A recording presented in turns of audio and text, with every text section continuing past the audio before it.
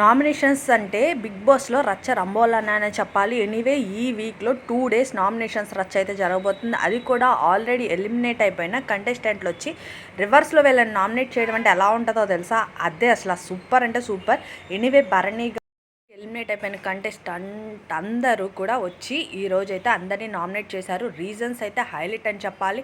Anyway వాళ్ళు వచ్చి weapon అనేది వీళ్ళకి ఇస్తారనమాట. ఇచ్చిన తర్వాత వీళ్ళు రివర్స్ నామినేషన్ చేయాలి. అలాగే శ్రీజ, భరణి, మిగిలిన వాళ్ళంతా వచ్చారనమాట. ఫ్లోరా వీళ్ళందరూ వచ్చి ఒక్కొక్కరిని నామినేట్ చేశారు. భరణి గారు వచ్చినప్పుడైతే దివ్య ఎగ్జైటింగ్, అలా ఇలా లేదు.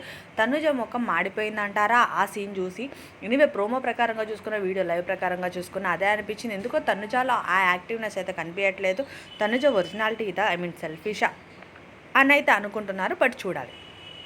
ఎనీవే ఇంకా మాధురికి వెపన్ అయితే శ్రీజ ఇచ్చింది. తను ఎలా చేస్తుంది, బాండింగ్ ప్రకారం చేస్తుందా, ఏం చేస్తుందా అని. తను డైరెక్ట్ రీతుకి యాక్చువల్లీ మాధురికి ఫస్ట్ నుంచి ర్యాప్ సెట్ అవ్వట్లేదు. ఎనీవే రీజన్ అయితే గట్టిగానే ఇచ్చింది. పవన్ గురించే నువ్వు గేమ్ ఆడుతున్నావా అని చెప్పింది.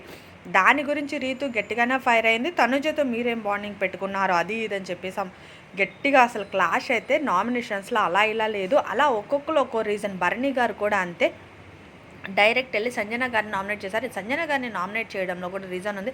సంజన గారు అన్ని ఫన్నీ వేలోనే చూస్తుంది. తనకు అనిపించినప్పుడు తను బాగానే మాట్లాడుతుంది. సుమన్ శెట్టి గారిని చాలా రాంగ్గా కూడా మాట్లాడింది. దాని గురించి నామినేట్ చేశారు. తన కెప్టెన్సీ వరస్ట్ అని చెప్పి రాతకుంది. తెలుగు రాదని చెప్తుంది. తెలుగులో మంచి మంచి బ్యాడ్ వర్డ్స్ అన్ని తనే వాడుతుంది. దాని గురించి కూడా హౌస్లో చిన్న వారైతే నడిచింది.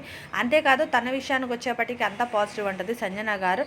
బట్ వేరే వాళ్ళ విషయంలో కూడా వచ్చేప్పటికీ తనే రైట్ అనేది, తను బ్లేమింగ్ చూపిస్తుంది అనేది హౌస్లో మొత్తానికి ఒక క్లారిటీ వచ్చింది.